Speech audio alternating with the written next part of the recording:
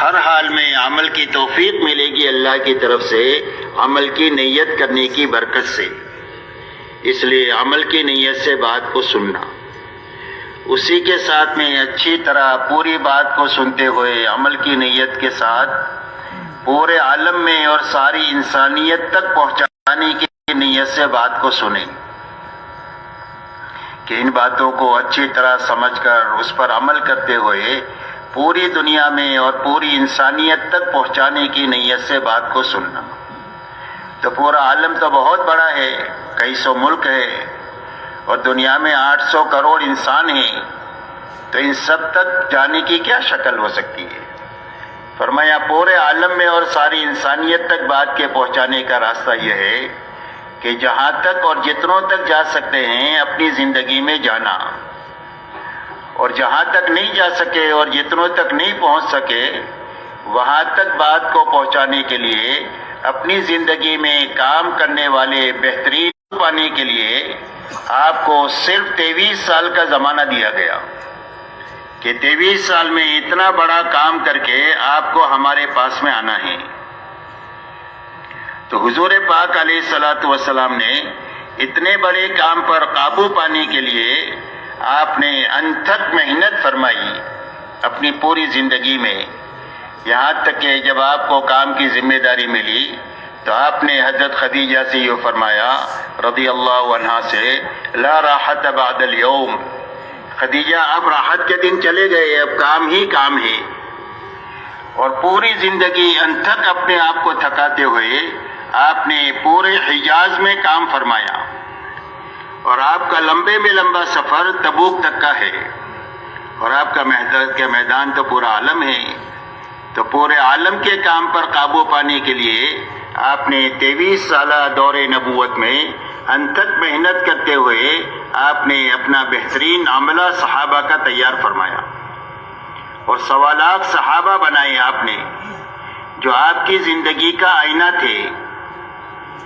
حضور صلی اللہ علیہ وسلم کی زندگی جیسی تھی ایسی صحابہ کی زندگی تھی، اسی لیے صحابہ کا تعارف 2 جملوں میں ہوتا ہے کہ صحابہ کون تھے؟ فرمایا فرسان بالنہار و رہبان باللیل، بسام بالنہار و بکام باللیل۔ فرمایا یہ دن کو حشاش بشاش اللہ کے دین کا کام کرنے والے تھے، اور راتوں کو اللہ کے سامنے بہت زیادہ رونے والے تھے۔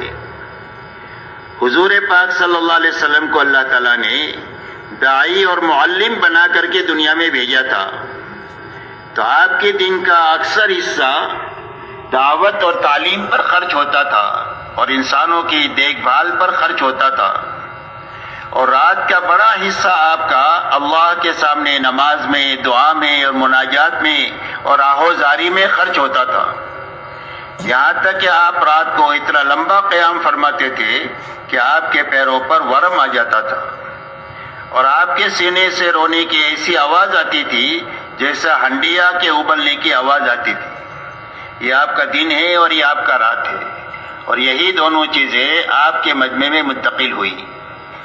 اس لیے آپ نے اپنا خود کام کرتے ہوئے کام کرنے والے بہترین مجمع کو تیار فرمایا 23 سال میں۔ آپ کے بعد صحابہ نے تابعین کا مجمع تیار فرمایا، مجمع سے مجمع بنے یہ کام کا صحیح رخ ہے،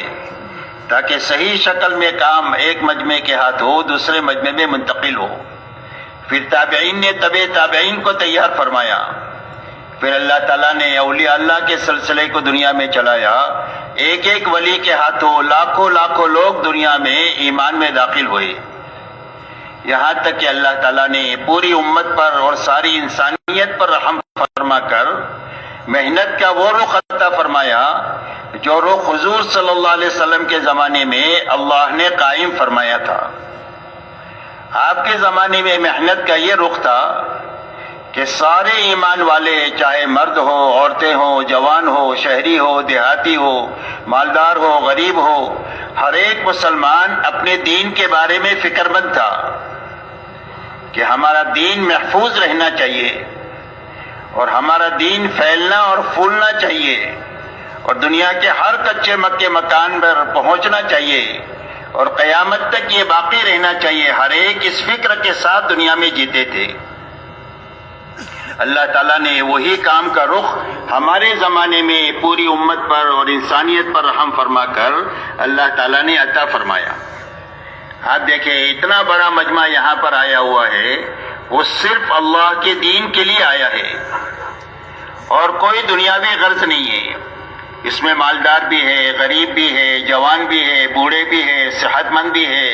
اور بیمار بھی ہے۔ غرض یہ ہے کہ مختلف طبقات ہے، مختلف افراد ہے اور صرف اپنے دین کے لیے یہاں پر جمع ہوئے۔ اس لیے میرے دوست اور اچھی طرح سمجھ کر کے اچھی طرح کرنا ہے اور اچھی طرح کرتے ہوئے اچھی طرح کرنے والے آدمی تیار کرنا ہے۔ یہ محنت کا صحیح رخ ہے، اچھی طرح کام کو سمجھنا۔ اور سمجھنے کے معنی میرے دوستو یہ ہے کہ کام کو اس طریقے سے کیا جائے کہ اللہ تعالیٰ کام پر ہم کو یقین عطا فرما دے۔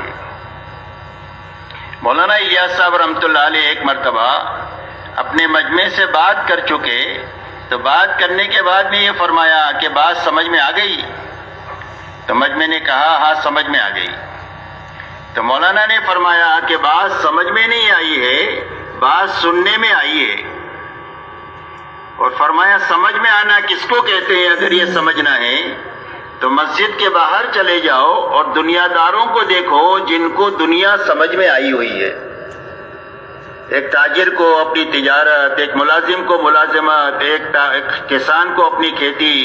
ایک حاکم کو اپنی حکومت۔ غرض یہ کہ جو جن مشغلوں میں ہیں ان کو اپنا کام ایسا سمجھ میں آیا ہوا ہے کہ پوری زندگی کر رہے ہیں اور ہر حال میں کر رہے ہیں۔ کوئی تعریف کرے تو بھی کریں، کوئی برائی کرے تو بھی کریں، اس لیے کہ ان کو وہ کام سمجھ میں آ گیا ہے۔ اور سمجھ میں آنے کی بنیاد یہ ہے کہ ہر آدمی کو یہ یقین ہے کہ میری زندگی میں جو ضرورت بھی پیش آئے گی، سوئی سے لے کر بڑے سے بڑا خرچ، وہ میرے اس کاروبار سے نکلے گا۔ یہ یقین اس کی استقامت کا ذریعہ ہے۔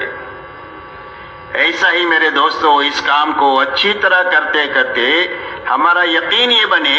سیرت کی روشنی میں ہمارا یقین یہ بنے کہ ہمارے انفرادی اور اجتماعی جتنے مسائل ہیں، دنیاوی اخروی جتنے مسائل ہیں، ان سارے مسائل کا حل اللہ نے اس محنت میں رکھا ہے۔ یہ یقین ہمارا بن جائے، جب یقین بن جائے گا تو ہر حال میں کام پر استقامت نصیب ہو جائے گی۔ اس لیے کہ کام پکڑنے چھوڑنے کا نہیں ہے بلکہ زندگی بھر کرنے کا ہے۔ کرتے کرتے جینا اور کرتے کرتے مرنا۔ اللہ کی طرف سے کام پر جینے کا حکم ہے اور کام پر مرنے کا حکم ہے۔ وَاعْبُدْ رَبَّكَ حَتَّى يَأْتِيَكَ الْيَقِينُ، کہ اللہ کی اطاعت میں کام میں لگے رہو۔ کب تک لگے رہو؟ فرمایا موت تک لگے رہو۔ لَا تَمُوتُنَّ إِلَّا وَأَنْتُمْ مُسْلِمُونَ، فرمایا مسلمان ہو کر کے مریو، یعنی فرما بردار بن کر کے مریو۔ تو فرما بردار بن کر کون مرے گا؟ فرمایا جو فرما بردار بن کر جیے گا وہ فرما بردار بنے کر کے مرے گا۔ جیسی زندگی ہوگی ایسی موت ہوگی، اور جیسی موت ہوگی ایسا قیامت میں حشر میں اٹھنا ہوگا۔ اس لیے میرے دوستو ایک بڑا کام ہے جو اللہ نے ہمیں عطا فرمایا ہے۔ اس کام کو سمجھنا ہے، سمجھتے ہوئے اچھی طرح کرنا ہے اور اچھی طرح کرنے والے آدمی تیار کرنا ہے کہ بھئی اسی طرح کریں گے انشاءاللہ اللہ ہمارے سب کے لیے آسان فرمائے۔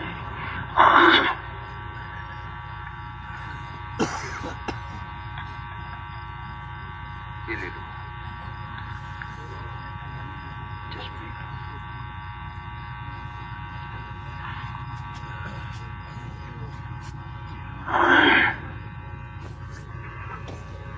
میرے محترم بزرگوں دوستو، سمجھنے کی بات یہ ہے کہ روئے زمین پر بسنے والے ہر ایک مرد اور ہر ایک عورت کی دنیا اور آخرت کے بنانے کے لیے اللہ نے اپنے پاس سے دین اسلام کو اتارا ہے، اور اللہ تعالیٰ نے اپنی سنت یہ روئے زمین پر جاری فرمائی ہے کہ جو کوئی بھی دینداری کے ساتھ جیے گا اور دینداری پر مرے گا، اللہ اس کی دنیا بھی سب سے زیادہ، اس کی موت آسان ہو جائے گی قبر جنت کا باغ بن جائے گی، قیامت کے دن عرش کے سائے میں جگہ مل جائے گی، رسوائی سے بچ جائے گا، عمل نامہ داہنے ہاتھ میں ملے گا، اور پلسرات پر سے بجلی کی طرح گزر کر کے ہمیشہ ہمیش کے لیے اللہ کی جنت میں اور اللہ کی رضا میں داخل ہو جائے گا۔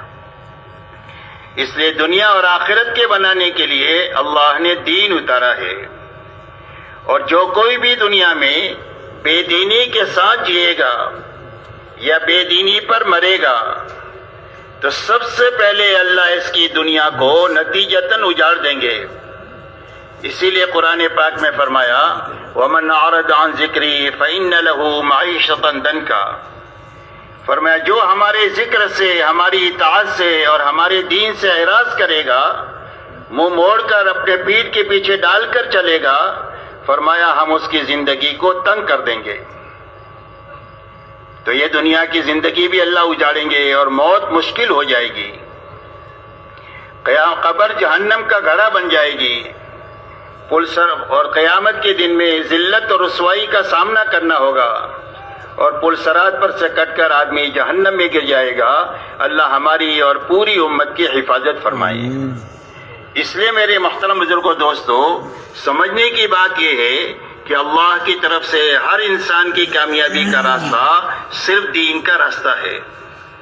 اور یہی بات سمجھانے کے لیے اللہ جل شانہ نے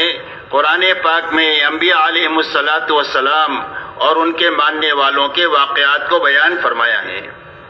کہ ہر زمانے میں نبی اور ان کے ماننے والے تھوڑے بھی رہے اور کمزور بھی رہے، ساز و سامان کی کمی کے ساتھ رہے، لیکن اللہ تعالیٰ نے دین کی بنیاد پر ان کو نتیجتاً چمکا دیا، اور نبی کی مخالفت پر آنے والے اور نبی کے ساتھ دشمنی کرنے پر آنے والے ہر زمانے میں زیادہ بھی رہے،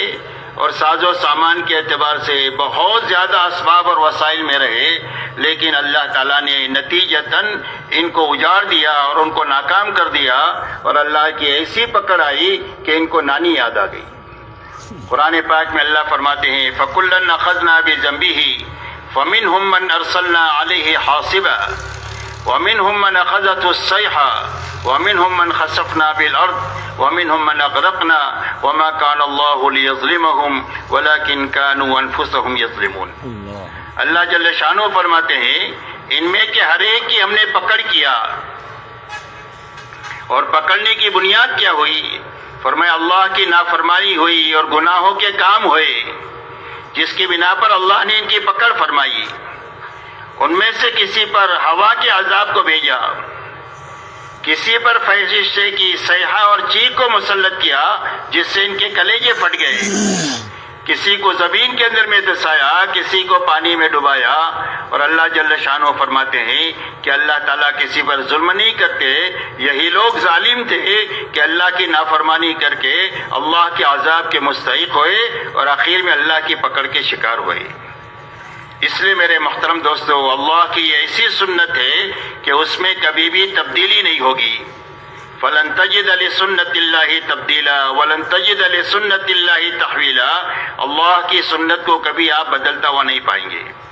کامیابی کی بنیاد صرف دین ہے اور ناکامی کی بنیاد بے دینی ہے۔ یہ سمجھنا بھی ہے، پوری امت کو سمجھانا بھی ہے، اور ساری انسانیت میں دنیا میں جتنے اسباب ہیں اور جتنے حالات ہیں، جن چھوٹے بڑے اسباب میں روز روزی روٹی کی تلاش میں لوگ لگتے ہیں، تجارت ہے، کھیتی ہے، ملازمت ہے، حکومت ہے، سائنس ہے، یہ سارے اسباب ہیں جس میں لوگ ٹکتے ہیں، چھوٹے بھی ہوتے ہیں، بڑے اسباب بھی ہوتے ہیں۔ ایسے ہی دنیا میں جتنے حالات انسانوں پر آتے ہیں، خوشی کا ہو، غمی کا ہو، مالداری کا ہو، غریبی کا ہو، بیماری کا ہو، تندرستی کا ہو، راحت کا ہو، تکلیف کا ہو، یہ حالات ہے۔ تو یہ اسباب اور حالات یہ تو نہ تو کامیابی کے لیے ہے اور نہ تو ناکامی کے لیے ہے، بلکہ صرف امتحان کے لیے ہے۔ اللہ جل شانہ ہر ایک کو چھوٹے بڑے سبب میں رکھ کر آزمانا چاہتے ہیں، اچھا برا حال اس پر ڈال کر کے آزمانا چاہتے ہیں کہ یہ حکم پر جیتا ہے یا خواہش پر چلتا ہے۔ اس لیے کہ دنیا میں جینے کے دو ہی راستے ہیں، تیسرا کوئی راستہ نہیں ہے۔ ایک راستہ حکموں والا راستہ ہے جو نبیوں والا راستہ ہے. سارے نبی اللہ کی طرف سے احکامات لے کر آتے ہیں اور احکامات کو پورا کرنے کا اپنا طریقہ بتلاتے ہیں. اور خواہش والا راستہ، منوانی والا راستہ فرعون، شداد اور حامان کا راستہ ہے. یہ ناکامی کا راستہ ہے، وہ کامیابی والا راستہ ہے. تو اللہ جل شانہ ہر ایک کو آزمائش کے لیے ان اسباب سے اور ان حالات سے گزارتے ہیں کہ ان اسباب اور حالات میں حکم پر چلتے ہیں یا خواہش پر چلتے ہیں. اگر حکم پر چلیں گے تو کامیاب ہو جائیں گے، اور اگر خواہش پر چلیں گے تو نتیجتاً ناکام ہو جائیں گے. اور یہی بات سمجھانے کے لیے اللہ تعالیٰ نے ہم سے پہلے جو لوگ اس دنیا میں آئے ہیں ان کے افراد کے اور قوموں کے واقعات کو اللہ نے بیان فرمایا کہ حکومت اللہ تعالیٰ نے حضرت سلیمان علیہ السلام اور داؤد علیہ السلام کو عطا فرمائی، اور یہ دونوں حکومت میں رہ کر چمک گئے، کامیاب ہو گئے. دوسری طرف فرعون اور نمرود کو اللہ نے حکومت عطا فرمائی اور یہ دونوں اپنی حکومت میں ناکام ہو گئے. اللہ نے اس بات کو بتلایا کہ حکومت ایک برتن ہے، اس برتن میں کامیابی ناکامی جو آئے گی وہ اللہ کی طرف سے آئے گی. کامیابی کے آنے کا راستہ حکومت میں حکم پر چلنا ہے، اور ناکامی کے آنے کا راستہ خواہش پر چلنا ہے. جو حکومت کے چھوٹے بڑے نقشے میں خواہش پر چلے گا وہ نتیجتاً ناکام ہو جائے گا، اور جو حکم پر چلے گا وہ کامیاب ہو جائے گا. ایسے ہی اللہ تعالیٰ نے مال قارون کو عطا فرمایا اور اس کو مال کے ساتھ زمین میں دسایا، اور قیامت تک یہ دستا ہی چلا جائے گا. دوسری طرف مال اللہ تعالیٰ نے حضرت عبد الرحمن ابن عوف رضی اللہ تعالیٰ عنہ کو عطا فرمایا، اور اتنا مال عطا فرمایا کہ ان کے انتقال پر ان کے وارثوں میں تقسیم کرنے کے لیے سونے کی اینٹوں کو کاٹا گیا تو کاٹنے والوں کے ہاتھوں میں چھالے پڑ گئے. لیکن اتنا سارا مال کے باوجود بھی یہ ان 10 صحابہ میں سے ہے جن کو اللہ کے نبی صلی اللہ علیہ وسلم نے دنیا ہی میں جنت کی بشارت عطا فرمائی. اتنا بڑا مال نے ان کو نقصان نہیں پہنچایا. حدیث پاک میں آتا ہے نعم المال الصالح للرجل الصالح، فرمایا مال بھی حلال ہے اور آدمی بھی نیک ہے تو کیا گھبرانے کی بات ہے؟ کہ کوئی گھبرانے کی بات نہیں ہے. کتنا بھی مال کسی کے پاس میں ہے لیکن حلال طریقے سے ہے، اور آدمی بھی نیک ہے، اس کا مصرف جانتا ہے، تو اس کے لیے کوئی خطرے کی بات نہیں ہے. اس لیے قارون کو مال دیا تو زمین میں دسایا، حضرت عبد الرحمن ابن عوف کو مال دیا تو اللہ نے ان کو چمکایا. اللہ تعالیٰ نے اس بات کو بتلایا کہ مال کے نقشے میں جو حکم پورا کرے گا اللہ اس کو عبد الرحمن ابن عوف کی طرح چمکا دیں گے، اور جو مال کے اندر میں حکم کو توڑے گا قارون کی طرح اللہ اس کو ناکام کرے گا. تجارت قوم شعیب کے پاس تھی اور تجارت مہاجرین مکہ کے پاس تھی، تو مہاجرین مکہ کو اللہ تعالیٰ نے تجارت میں چمکا دیا اور قوم شعیب کو اللہ نے تجارت کی منڈیوں میں اجاڑ دیا. باغات انصار مدینہ کے پاس تھے رضی اللہ عنہم کے پاس، اور اللہ نے ان باغات میں ان کو چمکا دیا. آج تک ساری دنیا کے لوگ مدینہ کی کھجوریں کھا رہے ہیں. اللہ نے اتنی برکت اس میں عطا فرمائی اور ان کو چمکایا. اور دوسری طرف قوم سبا کے پاس میں باغات تھے اور اللہ تعالیٰ نے ان کو اجاڑ دیا. اس لیے میرے دوستو اللہ کے یہاں کامیابی کا سبب صرف دین ہے. دعوت اور تبلیغ کے راستے سے جو محنت ہے کہ جو مسلمان جس شعبے میں ہیں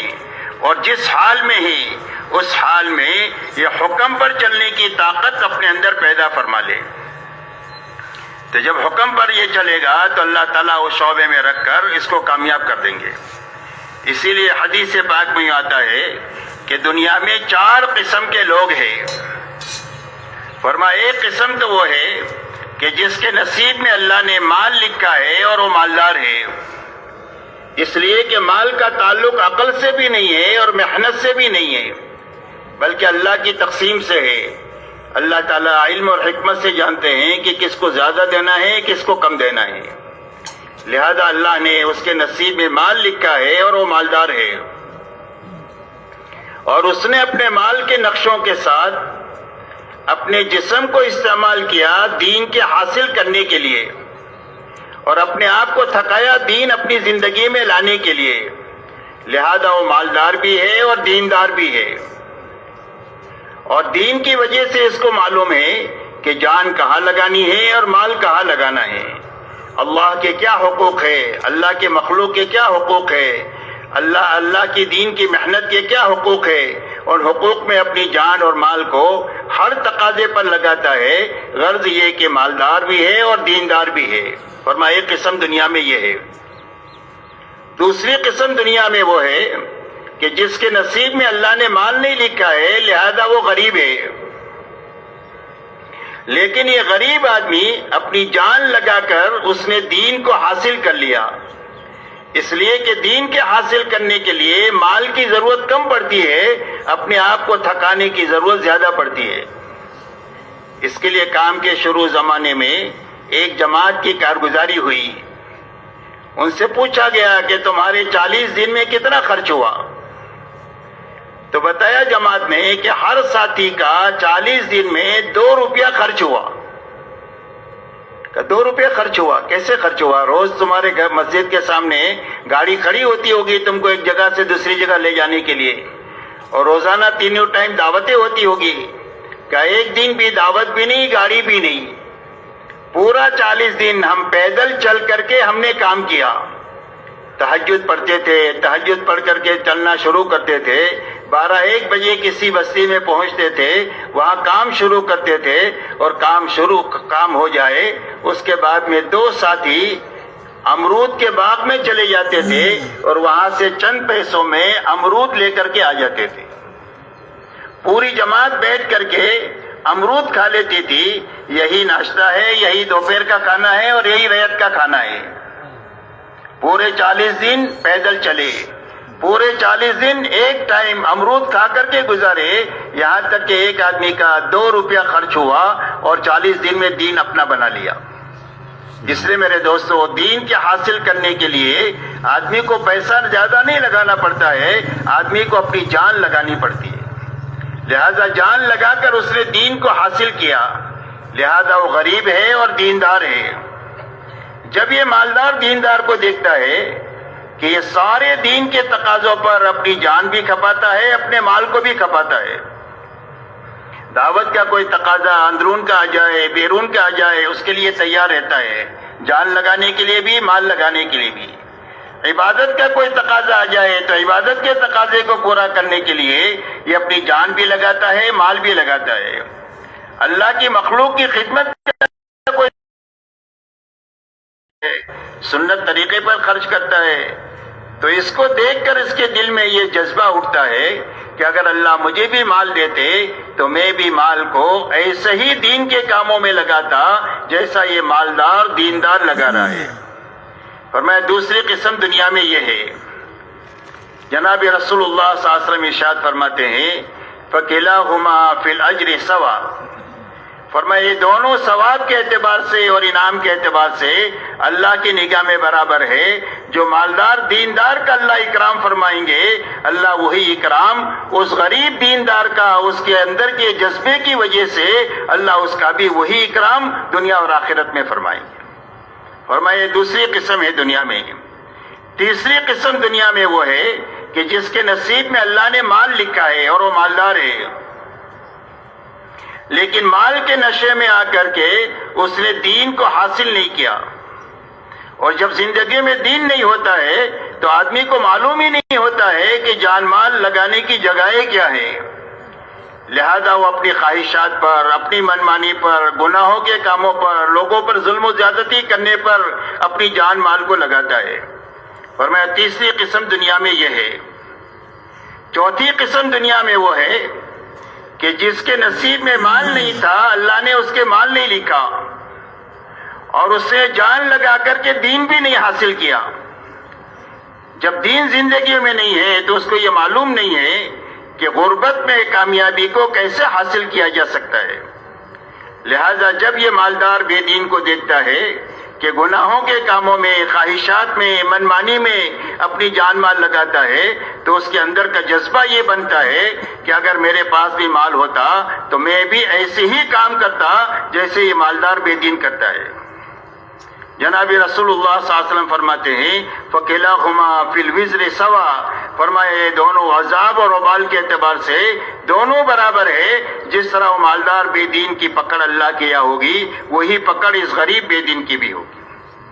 اس لیے میرے محترم دوستو، اس حدیث کا خلاصہ یہ ہے کہ آدمی کی کامیابی کی بنیاد نہ مال ہے نہ غربت ہے. نہ مال سے کامیاب ہوگا نہ غربت سے ناکام ہوگا، بلکہ اللہ کے یہاں کامیابی کی بنیاد صرف دین ہے. دعوت و تبلیغ کے راستے سے اس بات کی محنت ہے کہ جو مسلمان جس حال میں بھی ہے اور جن جن اسباب میں بھی ہے، ان اسباب میں ہر مسلمان اپنی زندگی میں دین پر چلنے کی طاقت پیدا کر دے، تاکہ اس طاقت کے راستے سے اس شعبے میں اللہ کے دین پر چلنا اس کے لیے آسان ہو جائے. اس لیے کہ امت کا المیہ یہ نہیں ہے کہ امت کو دین معلوم نہیں ہے. حلال بھی معلوم ہے، حرام بھی معلوم ہے، فرائض بھی معلوم ہے اور حرام بھی معلوم ہے. کہ سچ بولنے سے نجات ملے گی، جھوٹ سے ہلاکت آئے گی، یہ معلوم ہے. صدقہ کرنے سے مال بڑھے گا، سود میں ہاتھ ڈالنے سے آدمی مٹے گا، یہ معلوم ہے. لیکن اندر میں فرائض پر کھڑا ہونے کی طاقت نہیں ہے اور حرام سے بچنے کی طاقت نہیں ہے، جس کی وجہ سے زندگیوں میں دین کی اتنی کمی ہے کہ ملک کے ملک دین سے خالی ہے، علاقوں کے علاقے دین سے خالی ہے، دیہات کے دیہات دین سے خالی ہے. اس کی وجہ صرف یہ ہے کہ دین پر چلنے کی طاقت کی کمی ہے، جس کے نتیجے میں دین زندگیوں میں نہیں ہے. دعوت اور تبلیغ کی محنت سے کسی کا کاروبار چھوڑانا مقصود نہیں ہوتا، کسی کا گھر اجاڑنا مقصود نہیں ہوتا، بلکہ مقصد یہ ہوتا ہے کہ ہر آدمی اپنے غلط ماحول سے ایک مرتبہ نکلے. اس لیے کہ ایک ہیرا گندی نالی میں گر گیا، کتنا بھی آپ اوپر سے پانی ڈالے تو اس کا وہ پاک نہیں ہوگا. اس کے صاف کرنے کا راستہ یہ ہے کہ آپ اندر سے نکال دیں، اس کے بعد ایک گلاس پانی ڈالیں گے تو صاف ہو جائے گا. اس ماحول کی گندگی نے جس کو ہم کو گندا کیا ہوا ہے،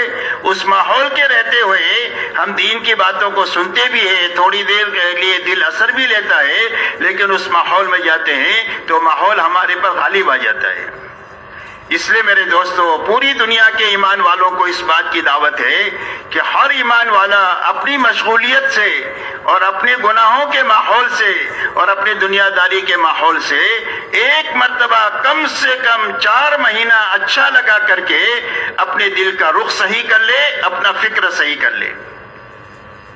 دل کا رخ صحیح کرنے کے معنی یہ ہے کہ دل کا رخ اللہ کی طرف ہو جائے کہ اللہ کو ناراض نہیں کر سکتے ہیں، سب کو ناراض کر سکتے ہیں، اللہ کو ناراض نہیں کر سکتے. اللہ سے محبت پیدا ہو جائے، اللہ کا ڈر دل میں پیدا ہو جائے، اللہ سے زندگیوں کے بننے کا یقین پیدا ہو جائے. یہ 3 بنیادیں اس کے راستے سے دل میں اللہ سے محبت پیدا ہو جائے، اللہ کا ڈر پیدا ہو جائے، اللہ سے زندگی کے بننے کا یقین پیدا ہو جائے. اس لیے سب سے پہلے دل کا رخ اللہ کی طرف ہو جائے.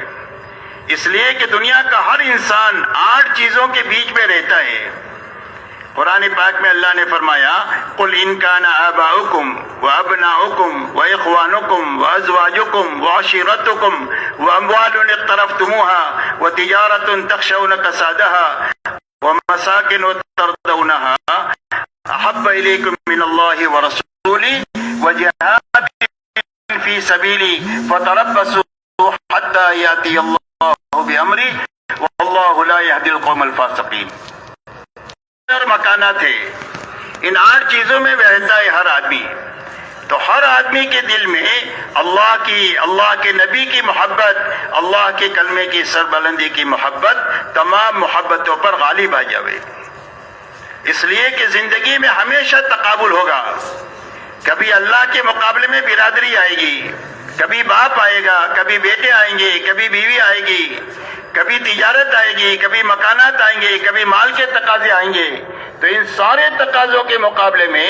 اللہ کی محبت، اللہ کا ڈر، اللہ سے زندگیوں کے بننے کا یقین اتنا آ جائے کہ ان ساری چیزوں کو اللہ کے مقابلے میں قربان کرنا آسان ہو جائے. اس لیے میرے دوستو، سب سے پہلے دل کا رخ اللہ کی طرف ہو جائے،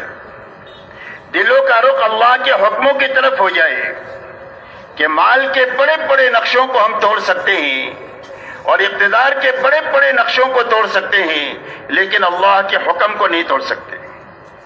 ہمارے دلوں کا رخ اللہ کے حکموں کی طرف ہو جائے، اللہ کے حکموں کی عظمت دل میں آ جائے، اللہ کے حکموں سے محبت دل میں پیدا ہو جائے،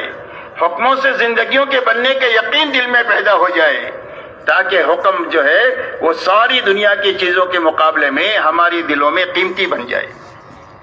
سیرت میں یہ بات آتی ہے کہ حضرت عثمان غنی رضی اللہ تعالیٰ عنہ سے باغیوں نے یہ کہا کہ اگر آپ خلافت سے دستبردار ہو جائے تو ہم آپ کو شہید نہیں کریں گے۔ تو حضرت عثمان غنی رضی اللہ تعالیٰ عنہ نے یہ فرمایا کہ اللہ کے نبی صلی اللہ علیہ وسلم نے مجھ سے ایک بات فرمائی تھی کہ عثمان، اللہ تعالیٰ تم کو ایک لباس پہنائیں گے اور لوگ اس لباس کو اتارنے کی درخواست کریں گے، تو اس لباس کو اتارنا نہیں، اور وہ لباس خلافت کا لباس ہے۔ تو میں شہید ہو سکتا ہوں، لیکن میں حضور صلی اللہ علیہ وسلم کی بات کو چھوڑ نہیں سکتا، توڑ نہیں سکتا۔ تو اللہ کے حکموں کی طرف ہمارے دلوں کا رخ ہو جائے کہ زندگی بنے گی اللہ کے حکموں کے پورا کرنے سے بنے گی، اللہ کے حکموں سے محبت ہو جائے، اللہ کے حکموں کی عظمت آ جائے اور حکموں سے زندگی کے بننے کا یقین ہو جائے، اور اتنا یقین آ جائے کہ اس کے مقابلے میں مال کے بڑے بڑے نقشوں کو توڑنا ہمارے لیے آسان ہو جائے، اور اقتدار کے بڑے بڑے نقشوں کو توڑنا آسان ہو جائے، اور حکم کو پورا کرنا ہمارے لیے آسان ہو جائے، اور ہمارے دلوں کا رخ آخرت کی طرف ہو جائے۔ اس لیے کہ اللہ تعالیٰ نے ہم کو آخرت بنانے کے لیے دنیا میں بھیجا ہے۔ اسی لیے حدیث پاک میں فرمایا گیا کہ دنیا تمہارے لیے بنائی گئی ہے اور تم کو آخرت کے لیے بنایا گیا ہے۔ تو ہمارے دلوں کا رخ آخرت کی طرف ہو جائے کہ ہر وقت میں، ہر عمل کے وقت میں ہم یہ سوچے کہ میرے اس عمل سے میری آخرت بنے گی یا اجڑے گی، اس دھیان کے ساتھ میں جینا آ جائے۔ میری زبان کا یہ بول، میری آنکھ کا یہ دیکھنا، میرے ہاتھوں کا یہ پکڑنا، میرے دماغ کا یہ پروگرام اور میرے پیروں سے یہ چلنا، یہ میری آخرت کو بنائے گا یا اجاڑے گا، اس دھیان کے ساتھ جینا آ جائے۔ اس کے لیے اچھا 4 مہینہ ایک مرتبہ لگانا، اسی کے ساتھ میں ہمارا فکر دعوت کا بنے کہ 4 مہینہ اچھا 4 مہینہ لگا کر کے ہمارا فکر یہ بنے کہ دنیا میں ہم اس لیے جئیں گے کہ اللہ کا کلمہ دنیا میں بلند ہو جائے، کفر کا کلمہ نیچے ہو جائے، انسانیت ہدایت کے رخ پر آ جائے، دنیا کے ہر کچے پکے مکان میں اللہ کا کلمہ پہنچ جائے، یہ فکر ہمارا بن جائے۔ اس فکر کے ساتھ دنیا کے سارے کاموں کو ہم کریں، کسی کام کو چھوڑنا نہیں ہے اور نہ کسی چھوڑنے کا حکم ہے۔ یوں سمجھے آپ مثال سے کہ ایک آدمی کے ٹوپی بنانے کا کارخانہ ہے یا ایک آدمی کے جوتا بنانے کا کارخانہ ہے، تو یہ جہاں کہیں بھی جائے گا، شادی میں جاوے تو جوتا دیکھے، میت میں جاوے تو جوتا دیکھے، لوگ کیا پہنتے ہیں میں اپنے کارخانے میں بناؤں، کھاتا بھی ہے، پیتا بھی ہے، بچوں کو پالتا بھی ہے، پڑھاتا بھی ہے، شادی بھی کراتا ہے، سارے کام کر رہا ہے، لیکن فکر اس کا جوتا اور ٹوپی کا ہو گیا۔ ایسے ہی میرے دوستو، ہمارے ہر ایمان والے کا فکر دعوت کا بنے کہ دنیا میں ہم اس لیے جئیں گے کہ اللہ کا کلمہ دنیا میں بلند ہو جائے۔ میری زندگی سے لے کر دنیا کے ہر آخری انسان کو اللہ تعالیٰ ہدایت عطا فرما دے، جس کے نتیجے میں اس کی آخرت سنور جائے اور اس کی دنیا بھی سنور جائے، یہ فکر ہمارے اندر پیدا ہو جائے۔ اس کے لیے اچھا 4 مہینہ لگانے کا حکم ہے پوری امت کو کہ ہر ایمان والا اپنی مشغولیت سے 4 مہینہ نکال کر اچھا 4 مہینہ لگائے۔ اچھا 4 مہینہ لگانے کے معنی یہ ہے کہ وقت بھی پورا کرے، ہر عمل بھی پورا کرے۔ 4 مہینے میں 120 دن کا تہجد، 4 مہینے میں صبح شام کی 2 وقت کی تعلیم، 4 مہینے میں 2 وقت کی صبح شام کی تسبیح، 4 مہینے میں 5 نمازیں تکبیر اولیٰ کے ساتھ پڑھنا، اور 4 مہینے میں 120 دن تک روزانہ 5 گشتوں کے ذریعے سے، تعلیمی گشت کے ذریعے سے، عمومی گشت کے ذریعے سے، تشکیلی گشت کے ذریعے سے، خصوصی گشت کے ذریعے سے، اصولی گشت کے ذریعے سے ایک ایک گھر، ایک ایک فرد پر محنت کرنا اور ان کو ایمان سمجھانا، آخرت سمجھانا، دین میں کامیابی بے دینی میں ناکامی سمجھا کر ان کو اللہ کے دین کی محنت کے لیے تیار کرنا اور مقامی کام کرنے کے لیے تیار کرنا، اور راتوں کو اٹھ کر اللہ کے سامنے آنسو بہانا، ہر عمل کو 120 دن کرنے کے کام کرتے ہوئے، بچنے کی چیزوں سے بچتے ہوئے، ہر جگہ جماعت کے نکالنے کی محنت کرتے ہوئے، ہر جگہ مسجدوار جماعت بنانے کی محنت کرتے ہوئے، بنی ہوئی جماعت ہے تو اس کو کام پر لگانے کی فکر کرتے ہوئے، دعا کرتے ہوئے اور اپنی محنت لگاتے ہوئے، اور رات کو اچھا وقت لے کر اللہ کے سامنے آنسو بہاتے ہوئے اور مناجات کرتے ہوئے، ایسا اچھا 4 مہینہ لگانا کہ ہمارے دلوں کا رخ صحیح ہو جائے اور ہمارا فکر صحیح ہو جائے۔ جب رخ صحیح ہو جائے گا اور فکر صحیح ہو جائے گا، اس کے بعد یہ واپس آ جائے، واپس آ کر کے اپنے گھر کاروبار میں یہ دینداری کے ساتھ اور دین کی محنت کے ساتھ لگے، دین کے ساتھ اور دین کی محنت کے ساتھ اپنے گھر کاروبار میں کر کے اللہ سے قریب ہوگا، یہ دعوت کا کام کر کے اللہ سے قریب ہوگا، یہ کاروبار کر کے اللہ سے قریب ہوگا، اور یہ اپنے بیوی بچوں میں رہ کر اللہ کے قریب ہوگا۔ مسلمان کا کوئی بھی کام دنیا نہیں ہے، ہر کام دین ہے، شرط یہ ہے کہ دینداری کے ساتھ ہو اور دین کی محنت کے ساتھ، اور زندگی ایسی گزارنا اسی وقت میں حاصل ہوگا جب دل کا رخ صحیح ہو جائے اور فکر صحیح ہو جائے۔ اس لیے میرے محترم دوستو، یہ محنت اس بات کی ہے کہ ہر مسلمان کی زندگی میں دین پر چلنے کی طاقت پیدا ہو جائے، اور اس طاقت کے راستے سے اپنے اپنے شعبوں میں دینداری کے ساتھ جیے اور دین کی محنت کے ساتھ جیے، تاکہ ان کی دنیا بھی اللہ تعالیٰ پاکیزہ بنا دے اور ان کی آخرت بھی اللہ اچھے سے اچھی بنا دے۔ اسی کے ساتھ میں میرے محترم بزرگوں اور دوستو، دعوت اور تبلیغ کی محنت اپنی دینی کمزوری کو سمجھنے کے لیے ہے کہ ہمارے اندر میں دینی کیا کمزوری ہے، اس لیے کہ دینی کمزوری ہم کو اس وقت میں سمجھ میں آئے گی جب اللہ کے راستے میں نکل کر کے ہم اپنے چہروں کو صحابہ کے اور حضور صلی اللہ علیہ وسلم کی زندگی کے آئینے میں دیکھیں گے۔ اس لیے کہ آج ہمارے دیکھنے کا معیار بدلی ہو گیا، آج اپنے ماحول میں ہم اپنی دینداری کو دیکھتے ہیں، سمجھتے ہیں، تو ہر آدمی سمجھتا ہے کہ میں تو پکا دیندار ہوں، اس لیے کہ اپنے سے نیچے والوں کو دیکھتا ہے۔ حالانکہ ہمیں حکم یہ ہے کہ دنیا کے معاملے میں ہمیشہ اپنے سے نیچے والوں کو دیکھا جائے، اور دین کے معاملے میں ہمیشہ اپنے سے اوپر دیکھا جائے۔ تو اوپر دیکھنے کے لیے معیار کیا ہے؟ فرمایا اوپر دیکھنے کے لیے معیار حضور پاک صلی اللہ علیہ وسلم اور صحابہ کی جماعت ہے۔ اسی لیے حق مقید ہے آپ کے اور آپ کے صحابہ کے ساتھ۔ حدیث پاک میں اللہ تعالیٰ قرآن پاک میں فرماتے ہیں لَقَدْ كَانَ لَكُمْ فِي رَسُولِ اللَّهِ أُسْوَةٌ حَسَنَةٌ، کہ تمہارے لیے محمد صلی اللہ علیہ وسلم کی زندگی میں بہترین نمونہ ہے۔ اپنی زندگی کو آپ کے آئینے میں دیکھو کہ میری دینداری میں اور آپ جس دین کو لے کر آئے اور جس دین کو برت کر دنیا سے تشریف لے گئے، اس میں کیا کمی ہے، اور آپ نے اپنے ساتھ اپنے صحابہ کو ملایا ہے۔ فرمایا حق کیا ہے؟ ما انا علیہ واصحابی، فرمایا جس پر میں ہوں اور میرے صحابہ ہیں وہ حق ہے۔ حضرت عبداللہ ابن مسعود رضی اللہ تعالیٰ عنہ فرماتے ہیں من یرید فلیستن باصحاب محمد صلی اللہ علیہ وسلم، فرمایا جو کسی کی نقل اتارنا چاہے اور جو کسی کی چال چلنا چاہے اور جو کسی کے ڈگر پر چلنا چاہے، وہ اصحاب محمد صلی اللہ علیہ وسلم کے پیچھے پیچھے چلے۔ اس لیے کہ اللہ تعالیٰ نے اصحاب محمد صلی اللہ علیہ وسلم کو حضور صلی اللہ علیہ وسلم کی صحبت کے لیے چنا، دین کو لینے اور آگے بڑھانے کے لیے ان کو چنا،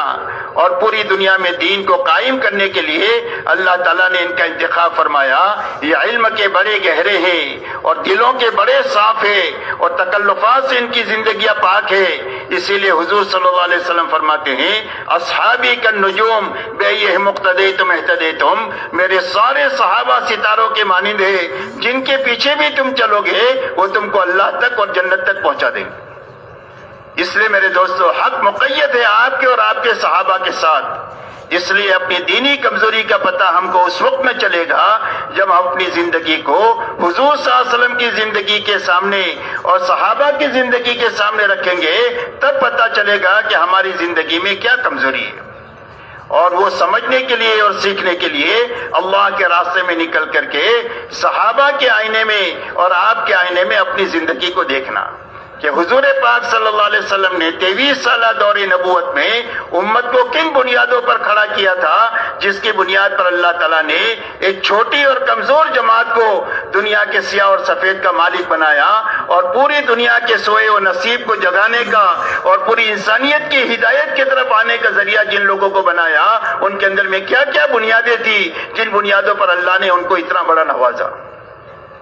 یہ میرے دوستوں سمجھنا اسی وقت میں ہوگا جب ہم اپنے چہرے کو صحابہ کے آئینے میں دیکھیں گے۔ اس لیے اللہ کے راستے میں اس لیے نکلنا ہے تاکہ ہم اپنی دینی کمزوری پر مطلع ہونے کے لیے اپنے آپ کو صحابہ اور حضور صلی اللہ علیہ وسلم کی زندگی میں دیکھنا شروع کریں۔